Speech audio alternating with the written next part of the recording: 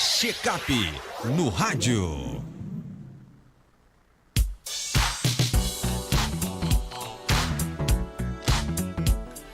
Check-up no rádio, recebendo hoje o médico geriatra Belísio Neto para falar de um tema bem interessante, que é o setembro, que é o mês dedicado à conscientização sobre a doença do Alzheimer, né?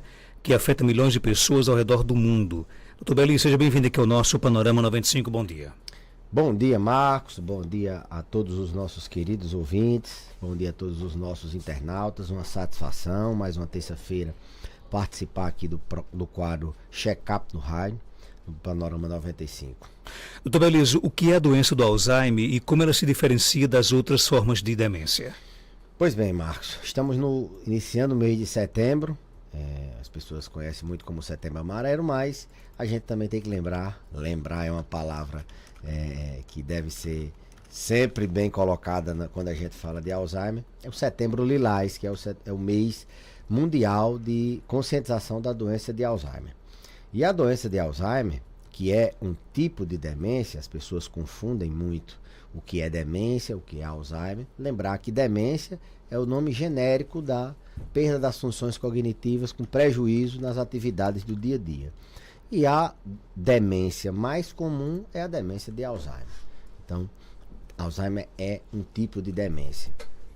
Tem outros tipos, vascular, Lewy, doença frontotemporal e assim por diante. Mas a mais comum, a mais prevalente é a doença de Alzheimer.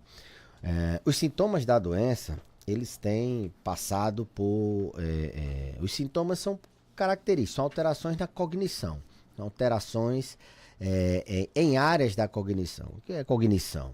São aquelas funções mentais que estão relacionadas com o nosso aprendizado, com a nossa sedimentação de memórias. E aí, as funções cognitivas, elas são alteradas. A mais comum, a mais prevalente, a que tem uma relação mais próxima com a doença de Alzheimer, é, sem dúvida, a memória, é o esquecimento, é o que as pessoas mais percebem, é o que as pessoas mais relacionam com a doença de Alzheimer. Então, as pessoas que têm esquecimento, a pessoa que tem dificuldade de lembrar as coisas, ela tem um sintoma de Alzheimer. Toda pessoa que tem esquecimento tem Alzheimer? Não. Alzheimer também é uma doença que tem um componente genético importante. Então, o traço familiar de doença de Alzheimer é importante. Pessoas que tiveram na família, que têm na família doença de Alzheimer, têm um risco maior. É uma doença relacionada com a idade. É uma doença que aumenta e muito a incidência quando a idade passa. A diferença, por exemplo, de uma pessoa com 70 anos, a prevalência que gira ali em torno de 10, 15%, ela dobra quando vai para 80, 90 anos, em torno de 30, 40%. Ou seja, é uma doença que aumenta e muito com o avançar da idade a incidência. Então tem que ter genética, tem que ter idade e a memória, o esquecimento é o sintoma, é a função cognitiva mais afetada, é a que chama mais a atenção. Mas a gente tem outras funções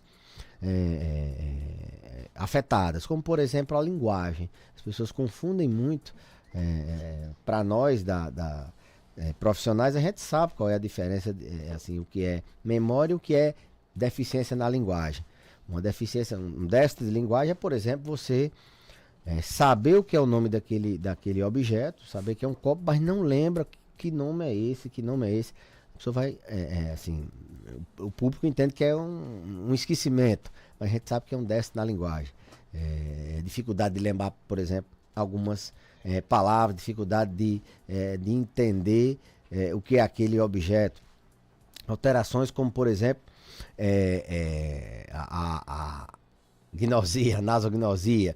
As pessoas têm dificuldade de ter noção da realidade. Elas têm uma doença, mas elas não conseguem saber assim, a consequência.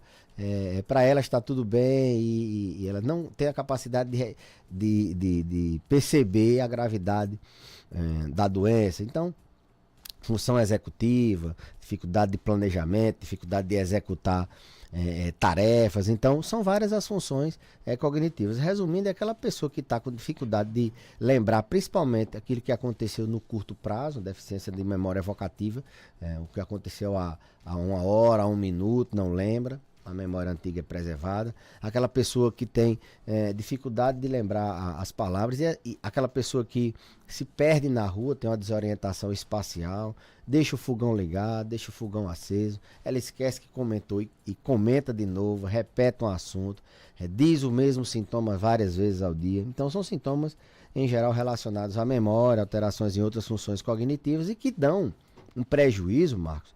Não adianta ser só esquecido para ter o Alzheimer. Você tem que esse esquecimento trazer prejuízo em alguma tarefa sua do dia a dia. Existe algum fator de risco específico para desenvolver a doença do Alzheimer? Existe sim. Mas antes disso, só a questão do prejuízo nas atividades do dia a dia, porque tem gente que tem o esquecimento, tem o déficit na cognição, mas esse déficit ele é formalizado com um teste de memória, ele tem alteração no teste, mas ele não tem nenhum prejuízo no seu dia a dia, ele é independente. Então, para ter Alzheimer, a pessoa tem que ter prejuízo, tem que ter a memória alterada, e que essa alteração na memória traga prejuízo nas atividades do dia a dia. Como, por exemplo, tomar os medicamentos sozinho, perder a capacidade de fazer compras, de administrar o próprio dinheiro, de usar o telefone. São atividades mais instrumentais, mas atividades básicas do dia a dia, como, por exemplo, perder a capacidade de tomar banho, de se alimentar sozinho. Então, tem que ter a perda da cognição, mas tem que ter também perda das atividades diárias, de alguma atividade diária. Hoje, cada vez mais, tá estruturado, tá se estruturando o diagnóstico da demência de Alzheimer com fatores biológicos, com fatores, com exames biológicos. A gente está tentando no final de semana a gente participou lá do brasileiro, do Congresso Brasileiro de Alzheimer, lá em São Paulo, e cada vez mais tem se massificado. A doença de Alzheimer não é mais uma doença só de sinais e sintomas, não é uma doença só de diagnóstico clínico. Ela precisa de um substrato também de exames, de um exame de imagem, exames de neuroimagem funcional, de exames de marcadores biológicos, como por exemplo, o câncer de próstata tem o PSA, a doença de Alzheimer. Em breve vai ter o exame que vai, em breve não, já tem no mercado o exame que vai também detectar no sangue, no líquor, a gente vai poder dosar marcadores que corroboram o diagnóstico. Está se tornando ainda de uso na prática esses marcadores, a gente utiliza muito mais para diferenciar qual o tipo de demência ou para pegar esse paciente com comprometimento cognitivo leve, esse paciente que tem o déficit da memória, mas ele ainda é independente, para a gente saber se aquilo é uma doença de Alzheimer numa fase inicial, que ainda não está atrapalhando as atividades do dia a dia, ou se é uma demência já estabelecida com prejuízos do dia a dia. E até para diferenciar de outros tipos de demência, como eu falei, o Alzheimer é só um dos tipos de demência. É a mais comum, é a mais prevalente, mas é só um tipo. Então, hoje o diagnóstico, os sintomas, eles são importantes, sim, você fecha o diagnóstico, mas cada vez mais os consensos internacionais, as diretrizes, os guidelines, eles estão colocando os biomarcadores, os exames de imagem, como a assinatura da doença, o exame que comprova a doença. Então, mesmo antes de ter prejuízo, você tendo déficit cognitivo, ou mesmo você não tendo déficit no teste de memória, não tendo prejuízo no dia a dia, mas você tem aquela queixa de memória, que você já investigou tudo, depressão, ansiedade, medicamento, alterações, investigou tudo, mas o paciente continua com a queixa de memória, é um paciente que tem uma entidade chamada comprometimento cognitivo subjetivo. Então, para finalizar essa questão dos sintomas, do diagnóstico, lembrar que hoje o Alzheimer não é só mais sintomas, prejuízo nas atividades do dia a dia, ele é também uma doença que tem exame de sangue, exame no líquido e exame de imagem que comprovam a doença. Quanto aos fatores de risco, que você me perguntou, Marcos, me perdoe o tempo que eu levei para terminar a primeira pergunta, mas hoje se sabe que a doença de Alzheimer ela é prevenível em 45%. Então a gente tem como modificar, tem como proteger seu cérebro, Marcos, em torno de 40%, ou seja, 45% do risco de ter doença de Alzheimer é evitável. São 14 os fatores de risco que podem levar à doença de Alzheimer, pode deixar você em risco maior. A gente acreditava, bem pouco tempo atrás, que 90% era genética e idade. A gente não achava que era possível modificar o curso. Então, se você não quer ter Alzheimer, você tem que combater os fatores de risco. A gente tinha 12, né? E na última reunião do Alzheimer Association, agora, acho que foi em Amsterdã, foi na Finlândia, não lembro, mas foi agora no mês de julho para agosto, eles incluíram mais 2, que foi o colesterol, LDL, que antes não era fator de risco. Então, cuidar do colesterol é prevenir Alzheimer, e o déficit visual. Aquelas pessoas que não querem fazer a cirurgia de catarata porque tem medo, ou não vão regularmente ao oftalmologista para corrigir o óculos, o déficit visual é um fator de risco para Alzheimer. Além de déficit auditivo, as pessoas que têm perda auditiva, elas têm um déficit, elas têm um risco maior de ter Alzheimer. As pessoas de baixa escolaridade, elas têm um risco, ou seja, aquelas pessoas que estão em países que não têm um nível de escolaridade alto, ou mesmo uma pessoa que não tem escolaridade formal, mas que ela não tem uma ativação, não tem uma estimulação de aprendizados novos ao longo da vida, assim, bem estruturada, vamos assim dizer. Aquela pessoa que faz a mesma coisa todo dia não tem novos aprendizados. Então, escolaridade é um fator de risco para a demência. E como eu falei, são 14: depressão, ansiedade, álcool, tabaco, sedentarismo, diabetes, hipertensão, acho que eu já falei, hipertensão, transtornos do sono, são fatores de risco para ansiedade, alimentação. Então a gente tem que ter trauma craniano, aquelas pessoas que treinam atividades de impacto, boxe, muay thai e assim por diante. Então existem, e a doença é prevenível. Essa é a grande mensagem que a gente tem que ter. A doença de Alzheimer, em quase metade, a gente consegue reverter. Você pode fazer sua parte. Eu sempre digo: eu quero saber se eu tenho Alzheimer. Você me disse que tem um exame que pode dizer se eu tenho um risco de Alzheimer. Mas você está fazendo atividade física? Você está dormindo bem? Vamos começar do que é possível, porque se você tiver o exame dizendo que você vai ter Alzheimer no futuro, você só vai ganhar mais um fator de risco, que é estresse. E você vai piorar a sua situação. Então, combater os fatores de risco. Esse Setembro Lilás, que é o mês de conscientização, a gente vai muito. Ano passado, o lema da campanha foi: não é tarde, nem é muito cedo para se começar a prevenir ou tratar. Então, combater fatores de risco, esses que eu falei foram os que me vieram à mente, mas são 14 fatores de risco que a gente deve combater. A gente sabe que a medicina está bem avançada, né? E existem pesquisas que a cada dia que se passa avança mais ainda. Você acha que um dia a gente vai encontrar a cura do Alzheimer? Eu não tenho dúvida. Hoje a gente já avançou bastante. O que é que causa Alzheimer? Morte de neurônios em áreas relacionadas à memória. Resumindo, é isso. Mas o que é que faz esses neurônios morrerem? Acredita-se que são 3 fatores principais. Um fator vascular, alterações vasculares de circulação nesses neurônios, alterações imunológicas, o que a gente chama de inflammation, né?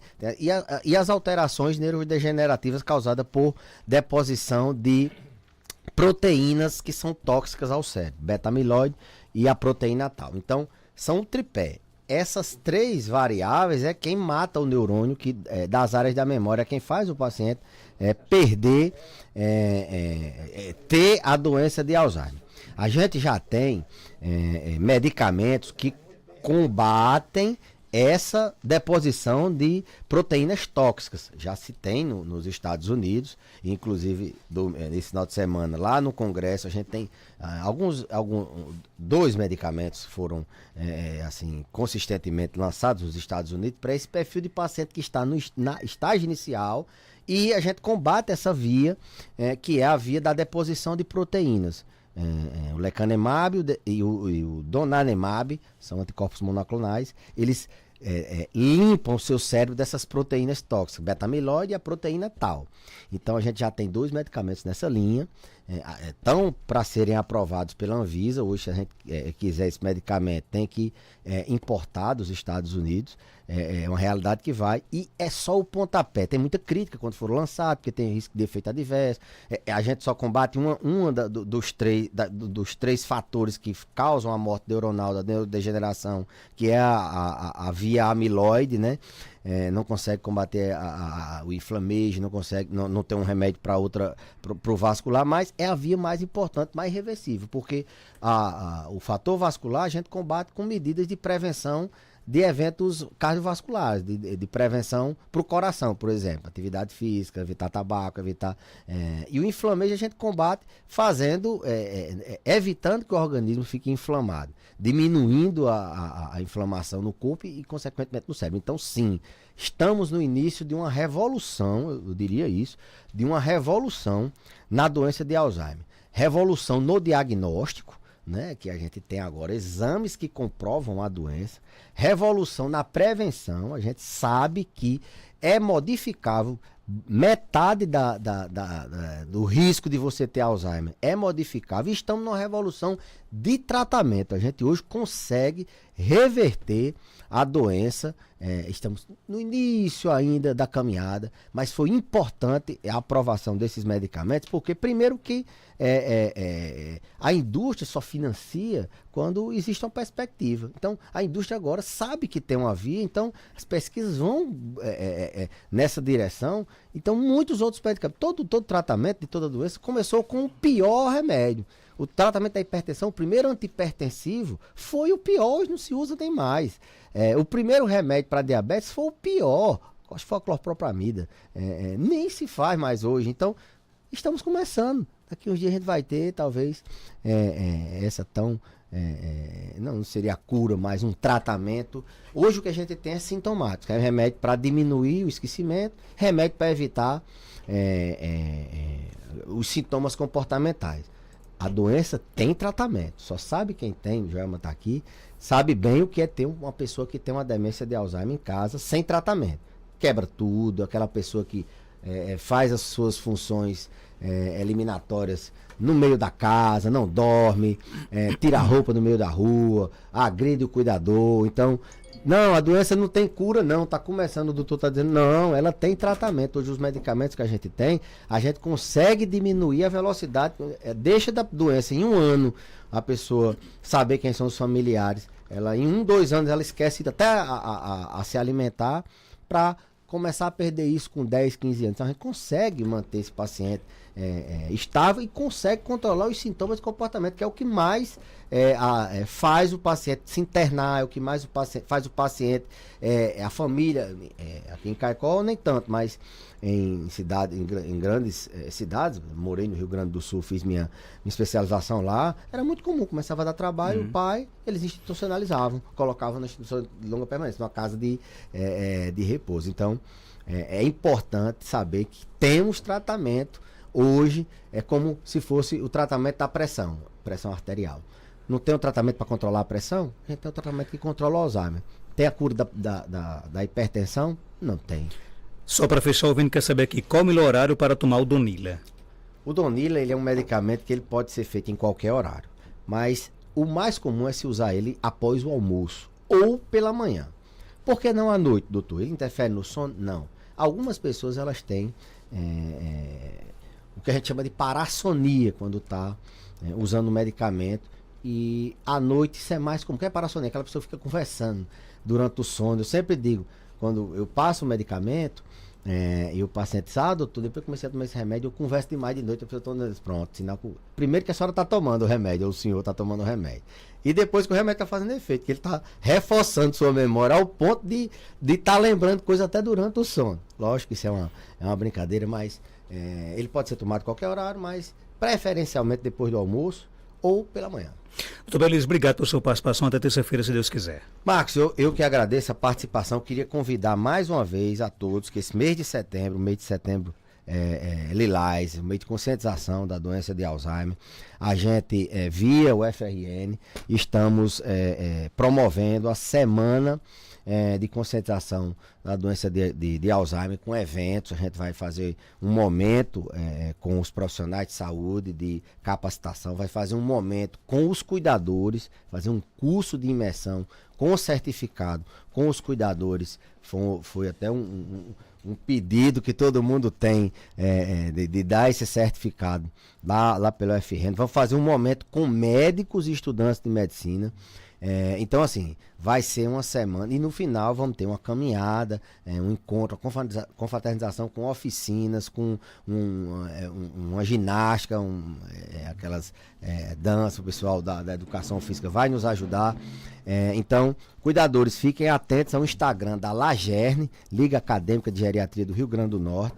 Fiquem atentos no meu Instagram, que a gente lá vai disponibilizar o contato para fazer a inscrição para o curso de cuidador e para os eventos que serão nessa semana. Então, prevenir Alzheimer é possível, tratar Alzheimer é possível.